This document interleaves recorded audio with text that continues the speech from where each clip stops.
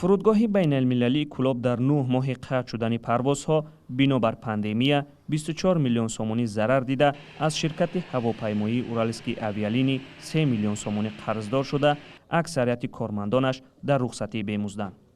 مدیر فرودگاه نورعلی حمیدزاده میگوید که در تاریخ فعالیتشان باری اول با چنین مشکلی روبرو شده است.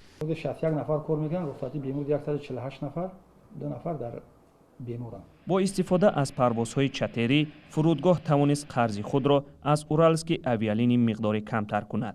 باز ما همین رئیسایی که جو خدیسیم فقط قرضداری کمپانی بسیار شرکت همون خدمت میکنه اورالسکی اویالینی همون را کم نیست. حالا بعد 9 ماه تنفس در فرودگاه کلوب، شرکت هواپیمایی اورالسکی اویالینی سر از 20 نوامبر دوباره پروازهای چتری را به راه مانده است. در یک هفته 3 پرواز انجام می شود. 2 پرواز به سمت مسکو و 1 پرواز به سنت پتربورگ انجام می شود.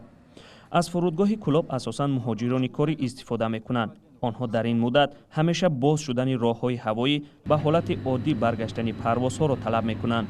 مقامات تاجیکستان میگوید باز شدن راهها به طرف روسیه بستگی دارد.